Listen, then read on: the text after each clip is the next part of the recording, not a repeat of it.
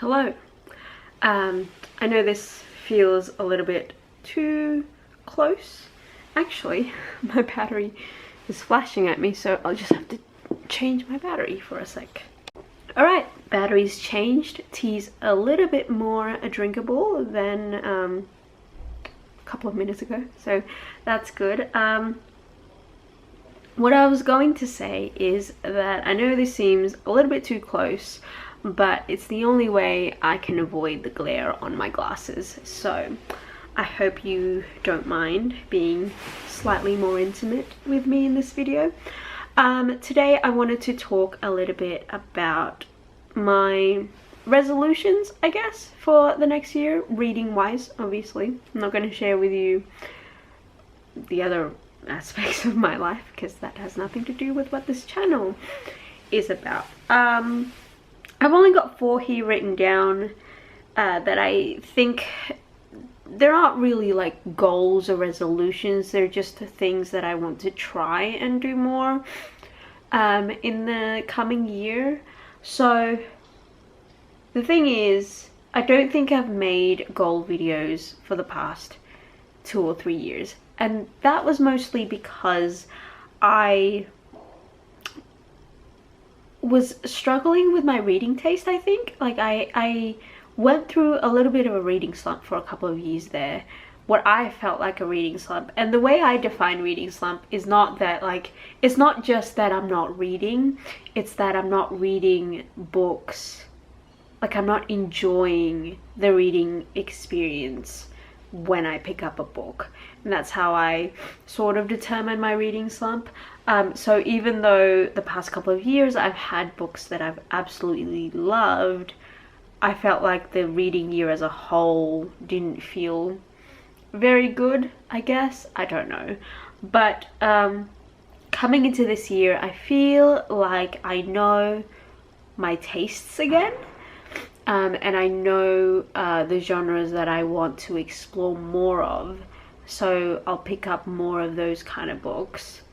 So I feel like these goals that I'm setting this year will fit into the type of reading that I want to do this year. So the first one that I have is to read a classic a season. So if you've been following me for a while, you know that 5 years ago or so, I just didn't really think that I could get into classics. They scared me. I didn't understand the language. And then I found out that there's many different types of classics. So now I feel like I know my taste in classics, like what genres I like, what types I like, what time period I like to read from. So I want to read one a season, and the reason why I say one a season is because I feel like with classics a lot of the times they're really dense, so I don't want to be like, oh, read 5 or so, because then I feel like I have to read them back to back.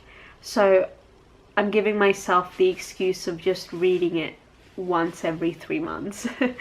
I do have a list of classics in my head that I want to read. I also have 2 unread classics on my shelf that I want to get to. And then also, if I still want some options, I have a poster on our bedroom wall that has like the list of like 100 epic reads or something, and I would consider them to be classics. So I would read something from that, and it's one of those ones where you scratch it off kind of thing. So yeah, that's also an option for me to go look at if I'm stumped and I don't know what I want to read. The second one is sort of in a similar vein, and that is to read 4 memoirs or autobiographies, or just like a non-fiction in general. I really like non-fiction, specifically memoirs and autobiographies. I am just curious about people's lives. I don't know if that's like the journalism major in me that's like curious about people's lives, but like I love memoirs.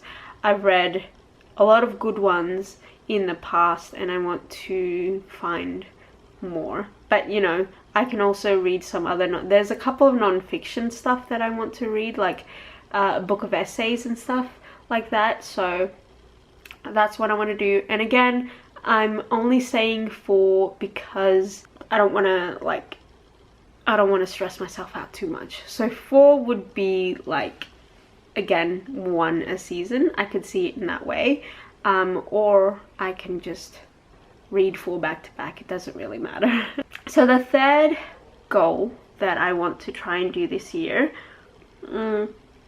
is to read on my Kindle more. I should have brought my Kindle over here, but I have a Kindle and I want to read more from it because this is something I don't really talk about that often. I think I've mentioned it here and there on my channel before, but basically the short story of it is I have a progressive eye disease called retinitis pigmentosa, or in non-medical terms it's called we call it tunnel vision, and it's a progressive disease that has affected me my whole life. For some people, depending on how aggressive your eye disease is, it can go really, really bad, and you can like lose the majority of your vision from when you were very young. It can happen really quickly. So for example, if you don't you might already know who this person is, but if you watch Molly Burke on YouTube, she has retinitis pigmentosa, which is the same eye disease as me, but obviously her eye condition was a lot more aggressive, and her vision loss was a lot more aggressive than mine. I still have vision, luckily, but it does affect a lot of things. It affects mostly my peripheral vision, so I have very limited peripheral vision. It affects my depth perception. It affects basically how much light gets into my eyes. It's very hard for light to get into my eyes because the tunnel, like the tunnel hole, is so small. So everything can get like, I don't know how to explain it. Editing me here, I think what I was trying to say is that my eyesight either gets too dark or I get blinded by light. Basically, long story short, the reason why I really want to read on my Kindle more is because the last couple of years I've noticed my eyesight getting dimmer. That's the best way I can explain it. And so usually, like on my computer and stuff, I would turn up the high contrast and then I would invert everything, so the background is black and the text is white, because my eyes struggle to bring in light. When there is a lot of light, like when a background of a piece of paper is white or something, or like the screen is white, the background, my eyes can't really focus on the text because it's so focused on the light, so it like kind of blinds me a little bit.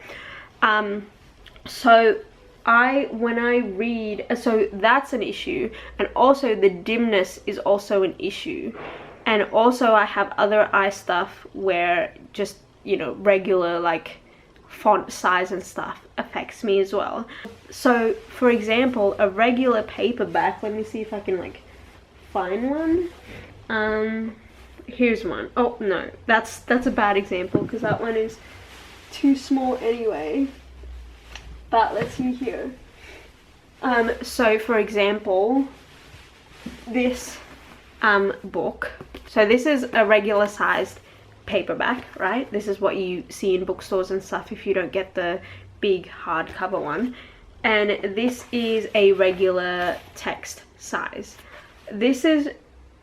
It's okay if I'm sitting outside or something, but even then it's a little bit of a struggle, and I find myself really tired easily when I try and read from like a paperback like that. So I would have to try and get like the big paperbacks that you get in Australia. I also find that I know I've said this a lot as well, but I really like Cassandra Clare's books because her texts are not only bigger on the page, but they are slightly bolded for some reason, which I really appreciate. So yeah, so because I find it really hard to find books that I can actually physically read, I think that's why in the past couple of years I've leaned in towards the Audible route, just reading audio, like listening to audiobooks a lot. And there's nothing wrong with that, but I do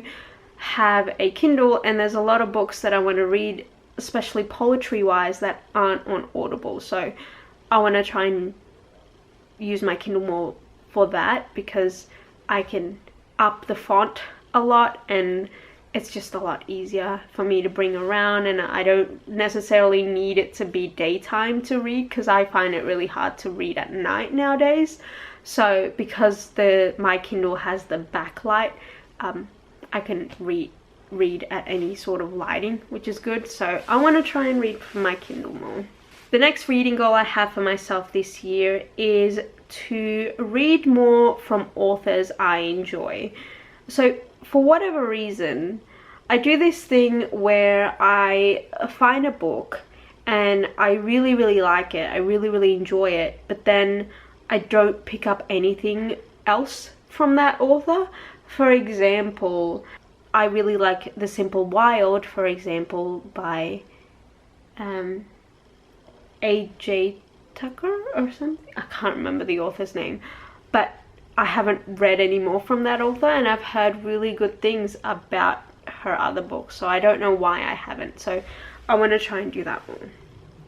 And then the last goal I have here is to explore more authors who write poetry. So as you all know, if you've been following me for a while, you'll know that I like writing poetry and I love poetry. If you haven't been following me for a while, that's okay.